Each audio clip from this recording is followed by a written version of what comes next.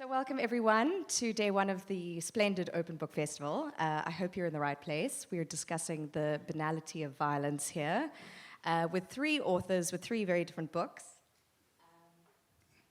So we have two works of nonfiction, one work of fiction. We have, and I'll try and do it in order of to my left, Nechama Brodie's Domestic Terror. This is the book on intimate partner violence in South Africa. Then we have Caryn Dolley's Clash of the Cartels, Unmasking the Global Drug Kingpin Stalking South Africa and Beyond, as a map inside will clearly show. And then we have our singular work of fiction on this panel, which is The Three-Egg Dilemma by Morojele, I hope I'm saying that right, Morojele, who is new to me, but will hopefully be a good friend by the end of this discussion. An incredible work of fiction, beautifully rendered and full of interesting themes. So before we begin, if your cell phones are on, please do turn them onto silent. And to start off with, I mean, normally the panelist gives a bit of a blurb about who the writers are. In short strokes, I think fair to say, Nechama, you work in academia, you have a background in journalism, you've worked with the Wits Journalism School along with Africa Check, which is interesting because there's so much data and data analysis in your piece. But if you want to give a bit of a spiel about yourself just to kick us off, and here maybe give us some idea of how it's relevant to the themes in your book. And we'll do that one by one. I think that was a pretty good spiel. I don't know if I sort of need to add much. I've been writing about violence for kind of the last 10 years, moving more and more away from journalism and into academia, and writing long books, because if people are going to pay me badly, I would prefer to do it in long form rather than 650-word journalism pieces.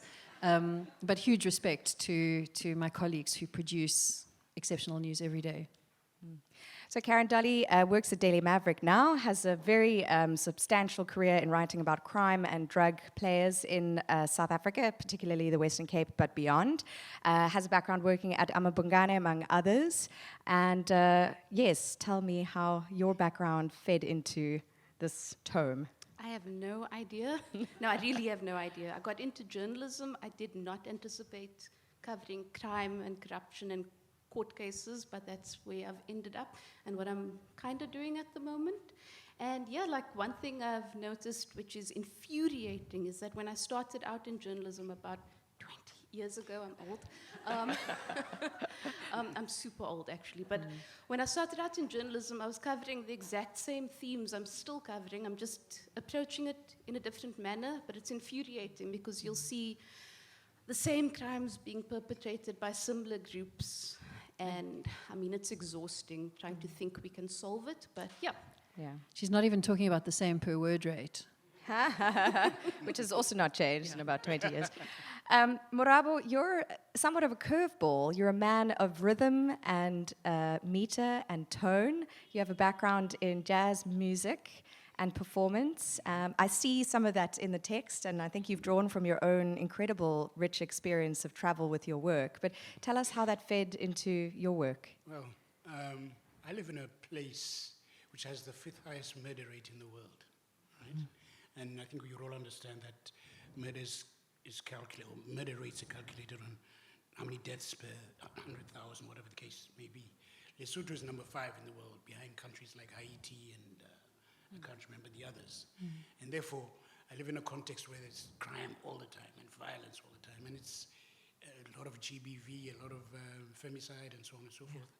And therefore, in a sense, it's part of the backdrop of where I live. And I think the term banality of violence is very appropriate to where I am from, because, you know, it happens every day, all the time, and people get away with it all the time. I mean, you pay 500 rand bail if you've murdered somebody and you get out. And then you won't, because the legal system's so, you know, ineffective, you'll walk the streets for 10 years having murdered somebody. Yeah. So I suppose me and violence, that's how we connect. So I did an interesting thing in prepping for this, which was to read the books almost in tandem, which was, if I can use I will try and mince this so it's polite, but it was a bit of a mind muck-up, I would say. I think you know what I'm getting at.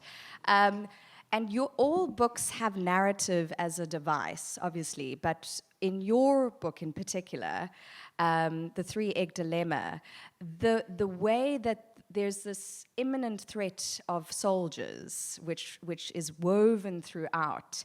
And then there are these incredibly domestic instances of violence.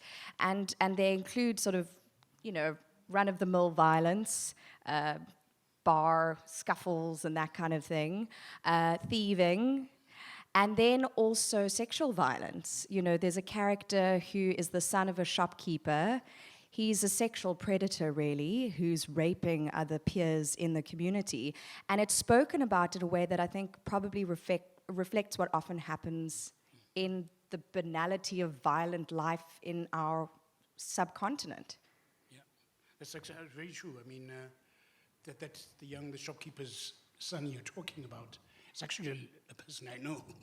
And the great thing about fiction is that you can steal from actually living people. He's somebody I know, and he basically used to go and sodomize young boys. And then he was reported to the police, but the police said, no, he's got a mental health problem, and therefore kind of let him go. Now, his power, in a similar way that men have power over women in that relationship, his access to power is because he's the shopkeeper's son. And therefore has access to money. And in very poor contexts, somebody can give you a couple of biscuits is strong, powerful, influential, and can rule your life in a sense. Yeah. So talking about failures of the system, Nechama, your book deals with this in depth in terms of various legal frameworks that have sort of imposed themselves on domestic violence in South Africa. There are obviously stark trends in terms of gender when it comes to domestic violence, but you also deal with a kind of definition of what is domestic terror. Can you touch on some of those points?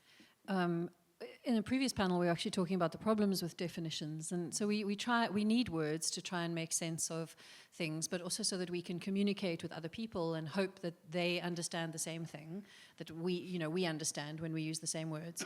But funnily enough, with violence, we often find it's not the case. And in South Africa, I think we've really perfected the art of ambiguous definitions of violence. So when, for example, activists will march and demand that there's no bail for femicide, but femicide isn't actually a legal crime. So you can murder somebody, but you can't charge somebody with femicide in a court. So how's a judge supposed to refuse bail for something that doesn't exist on the statutes? In terms of sort of domestic violence, that becomes quite problematic. And I think the example of the small children being preyed upon by a community member is important. Most interpersonal crimes are committed by people that are known to us, actually, within our community, very definitely, but more strongly within our family. So even children are at higher risk from people within their families. And in narrative, we like to make out the stranger in the alleyway or the person offering us sweeties is the biggest threat. But statistically, the biggest threat for children is the uncle or a close family member. And for women, statistically, their biggest threat is their intimate partner. And the media doesn't do a good enough job of showing that. And I know that from my own research, statistically, we underreport on intimate partner violence. And this term of sort of domestic violence is too broad, because domestic violence for the police and the courts means anything that occurs within the home. It could be intergenerational, but the reality is that most of the domestic violence that we talk about is male partners abusing or murdering their female partners. And in the SAPS report, it says, boyfriends and girlfriends, as if they're equally killing each other. And so when working on this book, I was trying to conceive of a title that my publishers would like, because that's also a challenge. You wanted something to stand out on the shelf, but also that encapsulated really what were the themes here, because domestic violence on itself isn't only it. And what this book really is about and tells the story of is almost systematic campaigns of terror and fear that are waged against women before they are killed by their partners. So that's where the terror comes in. Just a quick bit of product placement there. Caryn, so one thing that I noticed sort of reading your book in tandem with Nechama's was the use of time and tracking timelines. So you start with domestic violence murders, dominated by men murdering their wives and or girlfriends, going back to 1917. You deal with time in a different way in terms of cartel behaviors in South Africa, Southern Africa, from the apartheid era into the 90s and beyond. And Mandrax there is key, the way that Mandrax was leveraged by the security branch and also by underground structures affiliated with banned political parties. Tell us more. Well, yeah, in a nutshell, we had the apartheid government that was manufacturing and distributing Mandrax, and then we also have these underlying currents / suspicions / probabilities that the ANC was also dealing in Mandrax to make money because it was a banned organization at the time. They needed to make money. So what I always find infuriating about this is that if you superimpose what's happening on today and why it's happening, you can dig really far back, but no political party is really exonerated, or I don't think any political party has a right to really stand up and say, but we're doing this. You've also done that. And yeah, it's depressing because it means South Africa, and I think I say it in the book similarly, South Africa's foundation is very flawed in that when you look at it through a drug trafficking lens, everyone is to blame. And what we've had, and what I argue in the book in a sense, is that post-1994, there were individuals within different political parties who should have stopped if what they were doing was for greater good. In other words, fighting for democracy. But some of them didn't, some of them haven't. Some names have had to be redacted from the book for legal reasons. And I hope those people feel disgusting great shame. And because they've put us in a situation, they've cemented South Africa in the global drug trade, and they've ruined, I mean, countless seems like such a futile thing to say, but they've really ruined countless lives. Something that struck me sort of looking at an anecdote about, was he Cuban or Colombian, kind of kingpin player, that his family's letters to the US authorities were so adoring and praising of him as this amazing character. And I just wondered, having looked at Nechama's book and even some of the domestic themes of violence in your book, if you got a sense in some of your research on how the sort of deeply violent world of drug trafficking also permeates the domestic sphere of some of the people who are such key figures in the book, whatever their families are telling people to try and get them out of the chalky. Well, if you look at it, it's what I call the Robin Hood effect in another book. It's when people, you idolize this person because they've been good to you, but you're ignoring the intense and immense horrors they've inflicted on other people. And the person you're referring to is Nelson Pablo Yester Garrido of Cuba. He based himself in Joburg, like he fled America, based himself in Joburg. He was or is still jailed in the US. And yeah, his family has glowing accounts of this man. And if you look at what he's accused of, I mean, they are absolutely repelling notions. But you do see it. You see it all the time. You see it in Cape Town. You can sit in court and a murder accused will appear and that person's mother will tell you what a great boy he is. And it can be like a full-grown adult man. Yeah. In terms of the two kind of protagonists in your book, so your book, because it's fiction, and I know some people have labeled it magical fiction. I don't know how that label sits with you. Musical fiction with the drumming background, maybe? But you play with speaker, or kind of who's driving the narrative. It shifts from the sort of protagonist, this guy called E.G., to this woman he meets in the throes of civil unrest, sort of terror waged by these soldiers who are sort of on the outskirts of the main domain of the story, for most of it, at any rate. And then they shift. Sometimes we're reading from her perspective, sometimes we're reading from him. And that has relevance in terms of kind of very subtle forms of control and, sort of management of that domestic relationship. Can you I think elaborate? In the end, I think it was a useful device, in a sense, to speak to allow them both to speak for themselves. Because, of course, it was a relationship, and a completely unequal relationship. Basically, an elderly man with a younger woman who's vulnerable and who's basically a refugee from civil strife, who sought refuge. And therefore, up front the relationship is unequal. And therefore it was really interesting for me to look at that dynamic. In other words, what is the males? And I suppose I was trying to be a typical male man. Or make the protagonist a typical man. And also and the woman as well, right? It's just really to try and contrast the two. And I suppose in the end to demonstrate that at one level, yes, that dynamic exists, and it exists pretty much all over the world, right?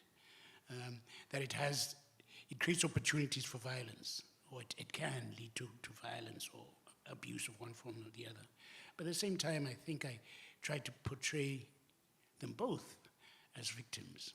That not all men are necessarily abusive, abusive and so on. And that they too are victims of several things. One, the culture which they're raised in, which we all know. I've got horrendous stories about when I, many years ago, returned to my home country, relatively young, I think after my first degree, and cousins and friends, and our parents went there, so we had this house in the village, lovely house with electricity and all the mud cons, and we'd have parties there, as young people would do. And in those days, of course, there were no cabs, there were no cell phones, and so on. So if people couldn't get away, most of the time people couldn't get away.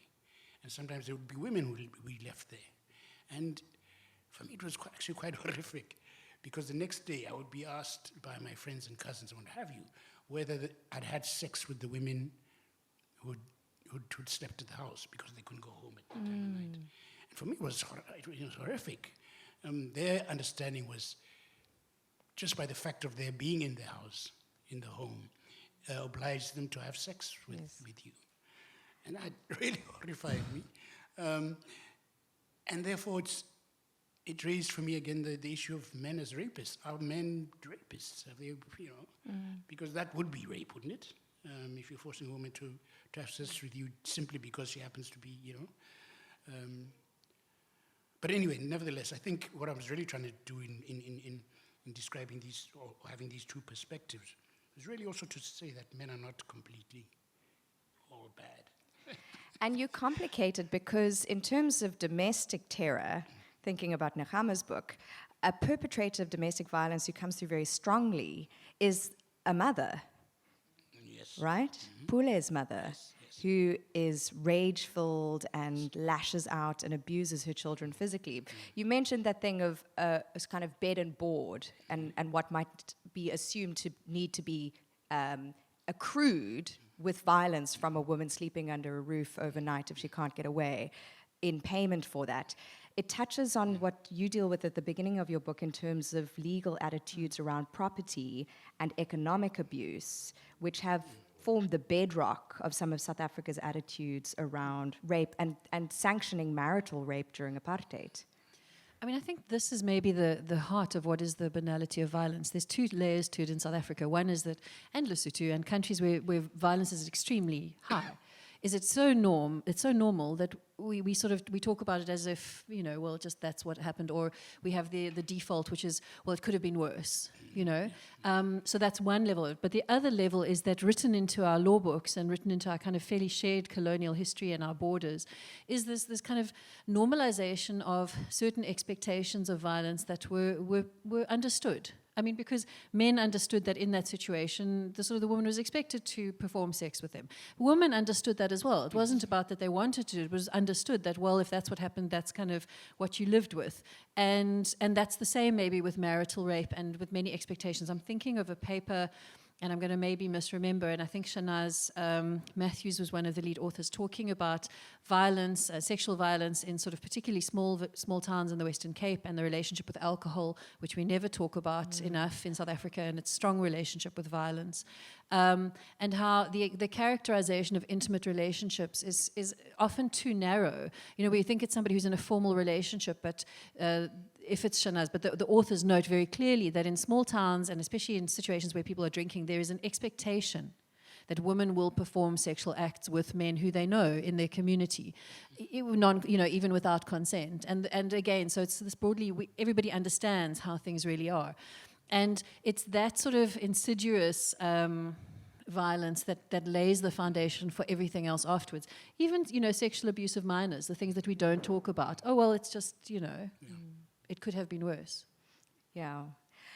In terms of your book, Caryn, and I wonder where being a journalist might play into this. Firstly, there's the kind of incredulous anecdotes, where you kind of do a double take, which I suppose is the inverse of banality, It's like someone's at a cricket game, but they're actually like a kingpin from Southeast Asia, and they've somehow weaseled their way into South Africa and become part of a certain political criminal fabric. But then there is the banality of it that maybe also comes from covering this kind of subject matter for so long, where you're like, oh, Jackie Celebi with a bag of Mandrax tablets on a police bus. Oh, now he's in court being, convicted for criminal offenses.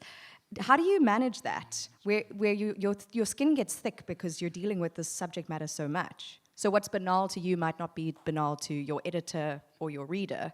Absolutely. So one of my weird horror stories from journalism is once, I won't mention the newsroom, it's irrelevant, but I was pitching a story because a clinic had to be closed in Hanover Park, which is one of our gang hotspots. Not just that, but yeah. And I found it incredible because of gang shootings. So people can't get their medication, they don't have the money to get out, to get transport, etc. Long story short, the news editor that day said, oh, it's white noise, it always happens. And ever since that day, I'm actually, in a sense, glad that that did happen, because I've never let it become white noise to me, and it should never be. None of these acts are normal. And, another thing that I always keep in mind is that I'm writing about these sort of huge, massive drug cartels, the flashy cars, these people who appear to be rich, wealthy, fancy. They're murderers, they're common thugs. And if you go into areas where there's a gang shooting, or gang shootings, and this has happened when I've been to Manenberg a few times as a journalist, and there's just been a shooting, or there's an active shooting, and it gives me goosebumps, but the children don't necessarily run away, they run to see. Yes. So, and you see, this is what that at the top there is causing. So as a journalist, I keep myself aware of what I'm writing about. It's not just these politicians in high office, it's these people and people around us, fellow resident citizens, whatever you want to call them. It's people. We are dealing with people's lives. We're dealing with children. So, yeah, it doesn't feel normal to me, and I hope it never will. Yeah. It's a difficult thing to negotiate, because there's an element of kind of violence and the threat of violence that sort of permeates South African life. And it's mediated by context to a degree, by wealth, race, class. But the threat of violence itself can wage a terrible specter over things that almost douses that consciousness of its abnormality. And Nechama, you talk about this in terms of, there's quite a chilling bit at the beginning of the book. You look at statistics, men are more often killed by men, and they are the largest contingent. I think you'll check me on the numbers, but in terms of victims. But it's not as often someone they know, by a large margin. Women who are murdered are usually murdered by someone they know. It's often a spouse or a partner or an ex-partner. And it's often the end of a line of a systematic and periodic terror period.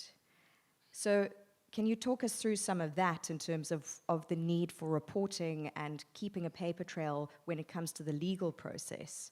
Because the absence of that and thinking, oh, well, it's normal, there's a cycle of violence here that just repeats,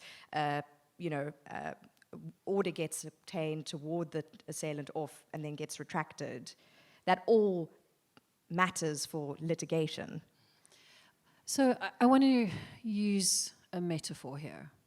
So in Joburg, over the last few years, they've put up CCTV cameras in many suburbs because suburbs have more resources and they want to protect their resources and their people. The CCTV cameras are installed by a private company with permission of the city, and the data from that CCTV cameras are recorded by the private company. They're able to do license plate recognition I suppose eventually facial recognition, who knows. But for now, probably just license plates. When they work, obviously, we have a lot of load shedding. And there's been very little outcry against the cameras. And I remember at one point, somebody in my suburb, first, they don't do anything to stop crime, right? Just so you know, definitely not. And one of my neighbors said, yes, but if something happens, then at least that footage will be there so that when they go to court, they can prove it. And I was like, really? Have you looked and seen how many cases actually get to court? So this idea of creating a good paper trail of all the terrible things that have been done to particular women is useful in theory. But in practice, what we see is a great paper trail after the fact when a woman's dead. You say, oh, we should have seen this coming.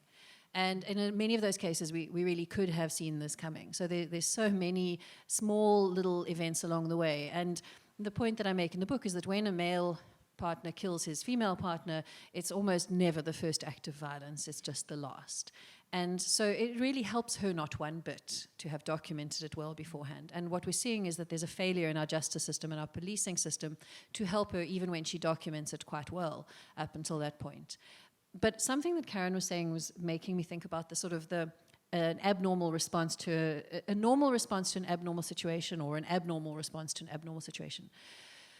At the end of the book, I talk about a couple of cases where women have killed their partners who were abusive, but they've done so in ways where maybe the person wasn't attacking them at that time. And that was really what also prompted the book, was to see how had our law changed in terms of accommodating women like that. And what we used to say in the 70s was there was, battered woman syndrome, battered wife syndrome, where it was almost like a post-traumatic stress syndrome that induced some kind of psychological dysfunction, a pathology in the woman because she'd been subjected to a huge amount of stress. And Lisa Vetten makes a point that I quote in the book from an earlier book of hers, where what that woman is doing is actually normal. She's responding to an abnormal situation. So we have to, all of our responses to this completely abnormal society that we live in, even if the abnormal is normal, it's not normal to have shootings around you all the time. It's not normal to live in a house where somebody's threatening you and manipulating you. So any of our responses to that, we are not the pathology. The children are not the pathology, the whatever. It's the society that, as you said earlier, was it mucked up? Yes? Yeah. And you talk about that in terms of referring to remarks by Thabo Mbeki when he was still president on the kind of the social fabric being liable to some degree and able to remedy to some degree this pandemic of femicide, gender-based violence, domestic terror. I'm jumbling it all together in one basket. But when you look at what the state should be doing and you make this argument and isn't doing, it's hard to say, well, you do your part, we as authorities and state institutions will do ours, because there's a complete disparity there, even when laws are remedied. And not surprisingly, I'm afraid to say, there is an apathy and a kind of comfort's totally the wrong word, a sort of acceptance of police ineptitude across all three books, even though your remit is distinct. It comes through in your book when they're looking for Pule's mother, and E.G. says, oh, we'll go and ask the police, and he's like, I don't even know if the aunt's going to believe that, I don't believe it, kind of thing. It comes up so starkly in your book in terms of also very likely turning a blind eye to significant cartel players, where it's more than just like there's sort of ineptitude and then there's strategic ineptitude, and it sounds like in many of these cases it's strategic ineptitude, and in your case it's like things like dockets going missing. I don't know, could we start maybe on the left and just touch on that? For me, the interesting one is an interesting way to think about violence is that the old term, don't blame the victim. And sometimes perhaps the biggest violence must be poverty and inequality. Yes. Because they then are the platforms on which all this happens, right? And of course, that's not to, exonerate abuse or men or anybody for that matter. But at the same time, there's a sense that we need to look at what are the rates of GBV in, say, Sweden or Denmark? Probably very, very low. Very, very low. Yeah. And therefore, what's the correlation there? I think it wouldn't be, right? Be quite straightforward too, right? the degree of inequality, poverty, and all of that. And therefore, somehow, in as much as we clearly have to look at individual relationships and patriarchy and all those things, I think there's also the underlying reality of all that poverty, which enables and allows and violence of all kinds. Yes. There is a real, and I must say, I deal with a lot of nonfiction in my work, so nonfiction copy and text, so I enjoy it, but it's a familiar gear to slot into in terms of being a reader. So it was such a nice thing to have your text in the mix for this discussion, because it had such a different textual quality in many ways. And the role of poverty in creating the atmosphere for your novel is incredibly palpable. And then the sort of, there's this ghost figure that comes in. I think the ghost is probably the first offender in the book. The first assault, you could say, sexual assault, violence is rendered by this ghost, which is quite a powerful choice as an author. But that poverty does permeate things. And I had a Lolita moment as well, where I suddenly got about a third of the way through, and I was like, oh no, E.G.'s, he's not great.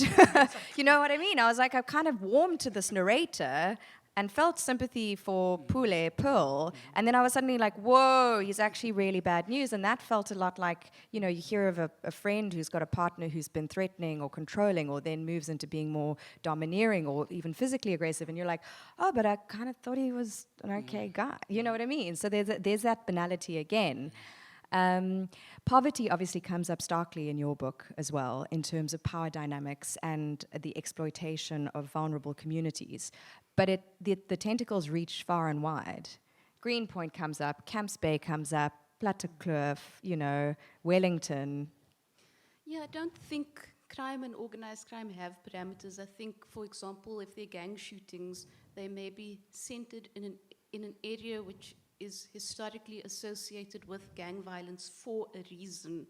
But, I mean, your crime is often where the money is. So we've got kingpins sitting in areas that we don't historically associate with crime, but it's there.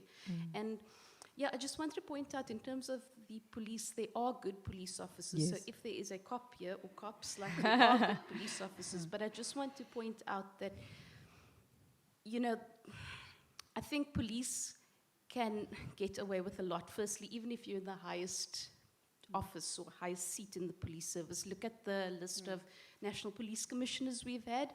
If you don't have the means to take them on, they can get away with a lot more. And I just wanted to point out that with drug trafficking and the notion that police are doing something, yes, there are police officers who are going after it, but let's just look at the case of what happened in KZN, where police seized drugs and then the drugs were stolen. The cocaine was stolen from the police office. Now, if that isn't an inside job, then my hair will go straight without a blow dryer. So, like, Yeah. Yeah. Sorry. I think, I mean, that's such a good joke. Maybe we should end it there. Yeah. Just, you know what, let me link back to what Caryn's talking about and maybe move away just from domestic terror for a bit. But because it's also, this domestic terror is part of a series around fatal violence, and there'll be more, and there were others beforehand. So if you look back into the history, which is also really important, because history lays the foundation for the violence that we experience today. You remember, some of you, I think, are old enough to remember the stink that was made when the crime stats were not released in South Africa for several years in the 90s, right? We weren't told what the crime stats were. It was terrible, and the government was withholding it from us.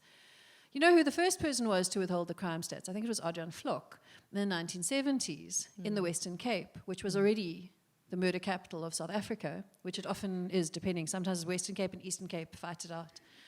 And they were withholding it because of sort of proto kind of gang-related stuff, and because it made the province look really, really bad. So these things have such long tails.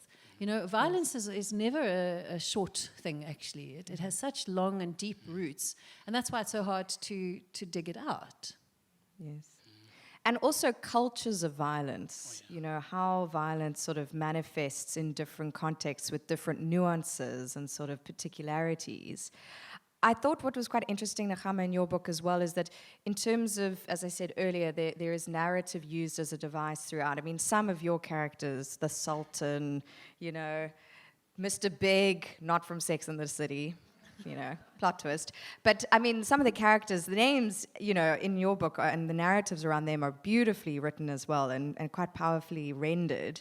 You did an interesting thing where you kind of move between these almost like legal summaries, well written and kind of vivid as narrative and useful information on dates and times and that kind of thing. And then this more sort of kind of textual, help me, my English degree was a long time ago, textual analysis of data, of academic studies on gender-based violence. You mentioned Lisa Vetten, for example, but also anomalies in police and Justice Department reports on this.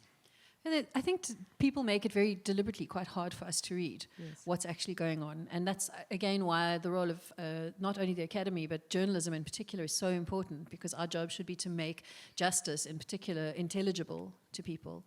And it's a struggle. And I think that each of the government departments don't really speak to each other. They speak to some invisible performance target that has no basis in the reality of the lives that people actually live.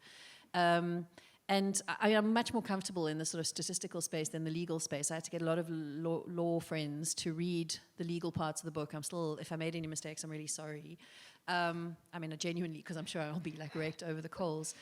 Legal stuff is really hard to write about and read, because it hinges off, and as somebody who likes language, it hinges off like one word, and it's like that word doesn't mean what you think it means. And so you have to be extremely careful, and you know, the way our courts apply it. And in a sense, thank goodness for the strength of our judiciary, actually, which has been really a kind of a signal beacon in this country, where so many other things have sort of fallen down. But in order to reach the judiciary, it has to clear all these other stumbling blocks. And that's, I think, where, you know, the real challenge is.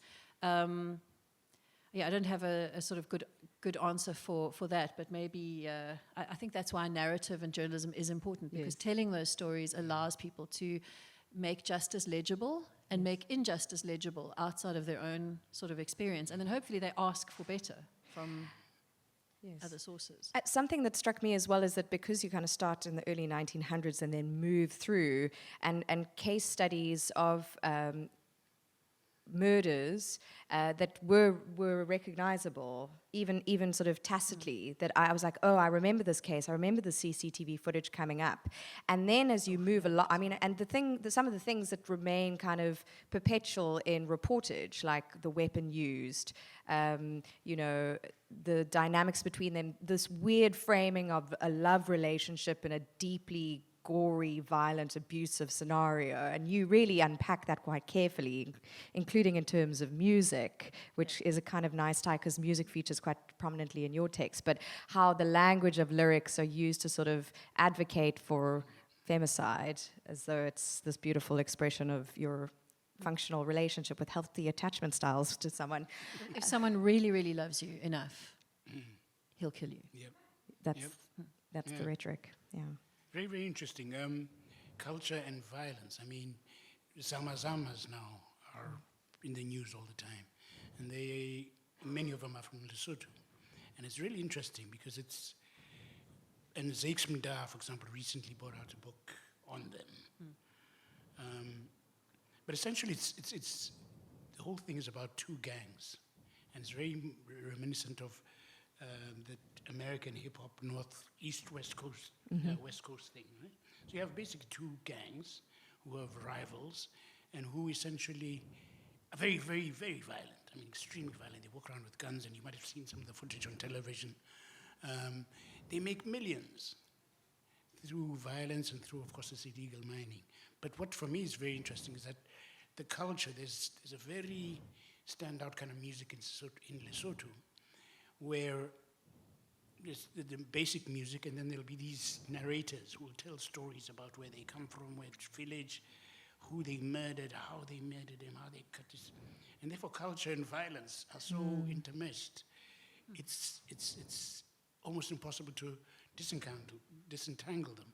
I mean, it's got to the point that political parties, the main ones, are supported by one or the other of these groups, and therefore it's so much part of a society. And how do you disentangle that? How do you extricate them?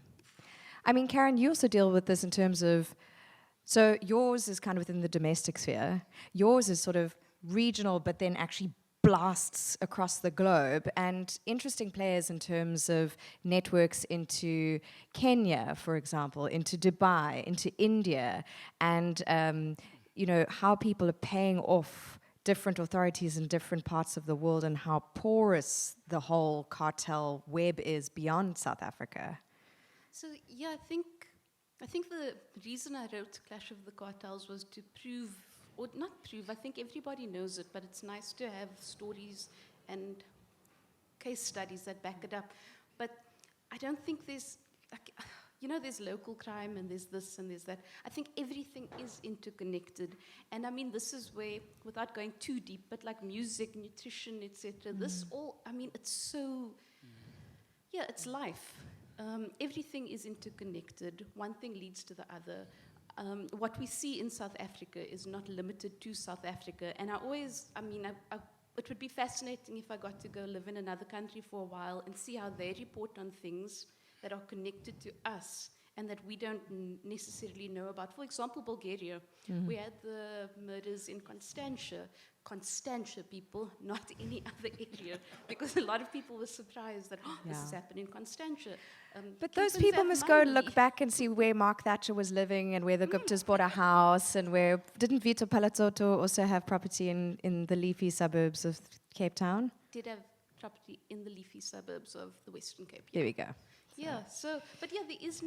There's no separation. Yeah. And I can't remember what I was going to say about Constantia, but it was something. Oh, the Bulgarian killings and things being connected and how things are reported elsewhere versus here. Sorry, this is journalism brain. Like the way they've reported on what's happened here, it's fascinating. And I mean, there is really no difference. The fact is, this murder has happened. It's happened here. We don't actually know what's happening there. And I think I wish I had spent a lot more time. Actually, I don't. No. The more I look into these international cartels and stuff, the more I realize it's part and parcel of what we're actually sitting in. We just don't realize it because we aren't fed that information. And again, it goes into nutrition, and not just physical nutrition, but what you feed your mind. Yeah. So we're heading close to the sluice gates of opening up the floor for questions and answers. So start turning those cogs in your brain. Nechama, I just wanted to come back to you because I really enjoyed how you move between the data analysis and drawing on that, and also seeing developments in the study of these themes and of domestic terror and domestic violence, and your choice of case studies. Right. There's a WhatsApp message in one of them. Is it Pillay? I can't remember. Yes. But there's a WhatsApp message from a woman seeking a protection order where she advocates for her own safety after she's broken up with a high school partner, kind of first serious relationship, I would say, and then it all goes awry. And it's chilling. It's really chilling content and expertly kind of woven into your narrative of what occurred. But how did you choose the case studies that you included between the bigger themed text? So, I mean, this is difficult because I had somebody come up to me during the break and say, oh, did I interview some of the people in my book? And I was like, no, they're all dead. So they're not, most of the people are dead. And how do you tell somebody's story when they're not around to tell their own? And it's a bit presumptuous, to say, well, I'm going to tell their story. But what is important, I think, what's useful about this book is through a narrative approach, you see how similar these stories are, right? The one from the 1900s right through to last year, and you're like, it could have been the same thing because the same problem is there. So I found the case studies through media reports, through media archives, and through court reports, so published judgments and things like that I could find and that were accessible and that were public. So I can't use confidential information because that would be inappropriate and I would need a whole bunch of other approvals. In some of those submissions, sometimes in court submissions or family members had shared items. So two of the things that I'm thinking of, the one was the mother of a woman who'd been killed shared her daughter's application for the protection order where she'd filled it in and written by hand. And online you can actually find, I don't know if it's in the daughter's handwriting, what she'd said about, I'm afraid he's going to kill me, and it's devastating because he did find her and he did kill her. But there's another one where another woman was killed. It was part of the judgment where the police had really failed her, and her submission for the protection order also was, she'd gone and later sought to have the protection order withdrawn. But at the time, the immense threat that they felt under, and to hear it in their own voices, even in writing, is it's chilling. It's really chilling, especially when you know the outcome of the story. So I suppose I selected cases for what was available, what was public, what could be known. I chose cases that were concluded. Some cases have no answers. A suspect was never found. Nobody was ever charged. It wasn't clear what happened, when or where. And I can't use those because they become, then you speculate about the outcome rather than the content. It's very hard to tell other people's stories. Different challenges when they're not living. Sometimes when they are criminals. A journalist, you have to, and I do think this is a journalistic technique, yes. Is you have to sort of think, how do I tell other people's stories without me personally getting very strongly criticized or worse, and do justice, in a sense, to the story.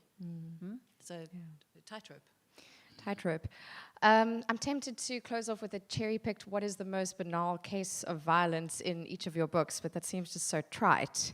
But I will say, from my side as a reader, it was really interesting to have these three in tandem and kind of engage with the content of each of them. I'm sure I'm supposed to punt them and thank your authors now, but I'm going to stall with opening up the floor to questions and answers while I figure that out. So if we can just get the very helpful and light-footed ushers. We've got a question over there, and I see another hand on the left. Thank you so much. I would imagine like the movement from...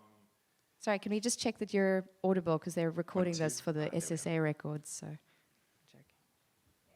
I guess being an observer of violence, either being close to victims or just being a bystander, just being a citizen, the next kind of follow-on from that is like an anger, and then from the anger comes this like need to blame. And I'm wondering, like, what is the role of blame? Because I think when we understand, as you guys have mentioned, the complexity of violence, socioeconomics, history, masculinity, and then we find the easy targets like femininity, and so blame. I guess the question is, what is the role of blame in each of your stories? Does blame have a role? Does it have a place, or is it something that we use as a psychological comfort? First taker? I think you're very right. I mean, we do use it as comfort. Blame. You can explain the world by blaming somebody for what has happened. But I suppose, and I'm not a kind of I don't know how to describe myself, but living with blame is pointless in a sense, because it doesn't take you as the victim forward. It doesn't take the perpetrator forward. And that's something perhaps you need more than just to simply say, well, you did that and I'm angry, or justice needs to be done. Of course, justice needs to be done and all that. But as a kind of, in a sense, as a final place to be, I'm not sure that blame is useful. Caryn? I would say, with more of a journalisty hat on, I would tweak the word blame and point to accountability, because we do need to hold people who we are sort of relying on to look after us. We need to hold them to account. And I guess sometimes fury drives that. Sometimes that I get angry and I'm like, oh, I'm going to write this piece. But accountability is all important. And yeah, I mean that in terms of personal accountability, people conducting themselves and not committing crime, and then accountability with regards to the government, who should be putting criminals in jail and not committing crime. I think that when people experience violence or commit violence, they have to structure it narratively in a way that allows them to kind of continue as humans, that allows them to feel fueled with rage, or allows them to go to sleep at night knowing what they've done but not thinking it's a problem. So I think it's part of a much larger set of sort of cognitive coping mechanisms. As a society where we use blame, though, becomes important, even in a context of domestic, violence, is number one, obviously, we need to remove from society people who pose an ongoing risk to society, and I think that is clear. But the way we do it is very punitive. And we also, in South Africa and in many other countries, we remove the understanding of what could be rehabilitation after blaming somebody, even if they take responsibility, which they don't always. And we have a very punitive prison system and a very dysfunctional prison system, which allows us to blame people without really generating anything positive from the outcome. So, yeah, it's like a personal bitterness, I suppose, but it's an important narrative and cognitive process. Yeah, I personally, not that you asked me, I'm just the facilitator, but I guess the thing is that maybe it's like stages of grief as well. That blame is almost a process you go through, but certainly from the books you get more understanding. Understanding maybe helps in terms of accountability and recourse. I don't know. I hope that helped. We're moving on to the left over here. Cool. As a pretend journalist for the weekend covering the festival, hearing wonderful real journalists and great writers speak about this is fantastic. Thank you so much for a very good talk. I think the first talk I ever saw at Open Book a few years ago was with the Swedish translator of a bunch of South African crime novels. And he talked us through how popular and how interesting Swedish and Norwegian readers found South African crime novels and that, which was fascinating. But what I realized was that it must be exotic to them in some horrible way, in the sense of we're so immersed in it that we find it difficult to imagine a culture that finds unbelievable the statistics and the world we live in casually. And I was thinking to write about this must both be very depressing, very affect you constantly, and you have to kind of bolster your mental health about it all the time. But also it must take a kind of a willingness to try and understand or try and recognize the mindset of criminals, of people who commit violence and that. And do you feel like that is necessary? Have you tried to find a way to cross over in that way? I just want to start briefly. So if you look at the Scandinavian countries in terms of their output of fiction and their output in terms of criminology, is they may have 3 murders a year for the entire country, but man, they populate all the shelves, all the journals.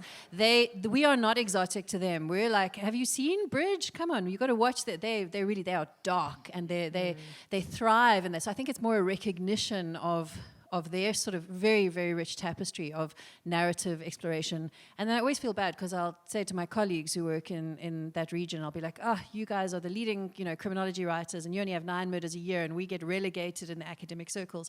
And then I'll say that and then somebody will go with a bow and arrow and kill people in a supermarket in Norway. So, it's not easy kind of trying to find your place in the hierarchy of violence. Sure. There's also something in terms of archetypes and narrative and kind of Jungian stuff, there's interesting areas of exploration there in terms of mythologies of a region and how that feeds into attitudes around violence and where the lived experience and the imagined experience sort of intersect. I also just want to say I was stunned that Swaziland, I think it is, doesn't have a law against drug trafficking, or didn't at the time of one of the incidents in your book, and it made me think about regional dynamics. But I digress. Caryn, some of your thoughts on getting into the mind of a criminal? No, I don't try and do that. I think when I started out in journalism, I was a lot more naive, and I thought, this poor person, what led to this? But as I've, I don't want to say progressed, because I'm also a pretend journalist in a sense, but as I've, I guess, grown up a little, I've also realized that I need to analyze each case differently, and sometimes a thug is just a thug, and I don't have enough energy to expend further on that individual. But yeah, in terms of other journalists looking at South Africa or other people reading into South Africa, or oh my word, South African crime, I actually had the same experience first when I started branching out from South Africa and reading up on crimes in other countries. And then I came to the realization, the very sad, harsh realization, that crime is crime. And we're all just living on the same world. Yeah. In terms of your writing, obviously the protagonists aren't per se these sort of morbid criminals, is there any other kind? But there's the Zulu boy character who's the known gangster of the community. There are obviously the soldiers who come in a key scene and wreak havoc. How easy was it for you to access those sorts of characters, maybe based on what you drew on for the book. Yeah, actually very simple. Yeah. Because I'm very fortunate in the sense that I live in several worlds. I also live amongst criminals. We all do. Yeah, well, yes. Apparently. No, we do. Yes, apparently, yes, you're right.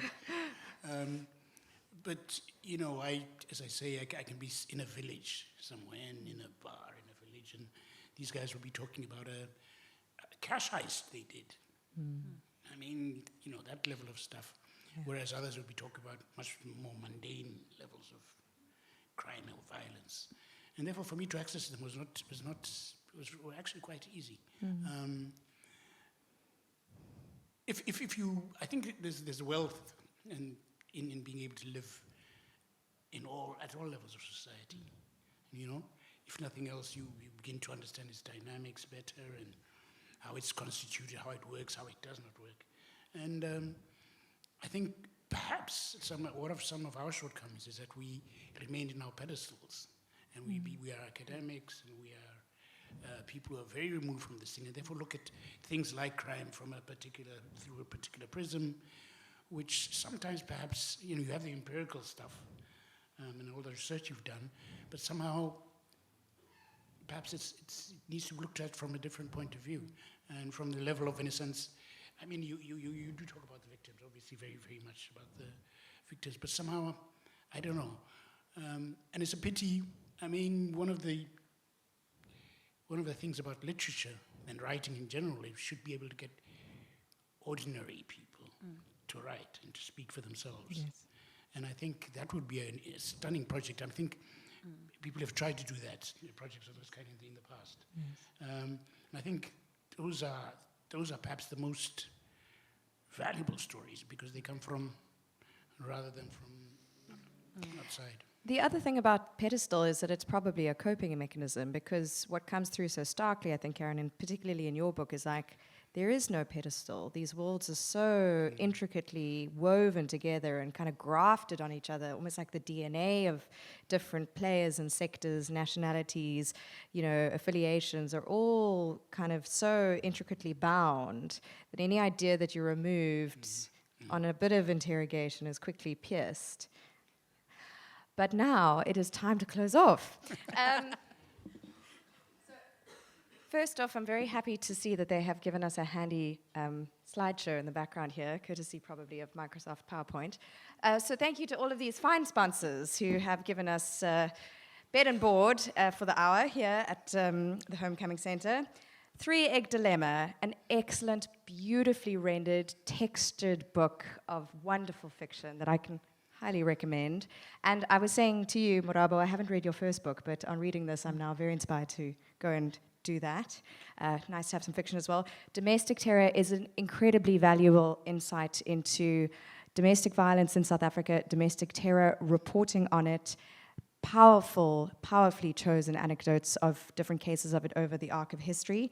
And then Clash of the Cartels, which boasts some great infographics. I don't know if that's the work of Daily Maverick, but they are fantastic. And some color photos, each for their own merits, but a really, really clever take on South Africa's role in global cartels of crime and violence. All of it banal, some of it ridiculous, mostly chilling. That's where we're going to leave it. I think we have to thank some other sponsors, like possibly Leopard's Leap, who keeps all of the book lounge's patrons well supped and liquored. All protocol observed. All protocol observed, as the politicians say. Thank you to you three for being such obliging guests. Thank you to Open Book Festival and the Book Lounge.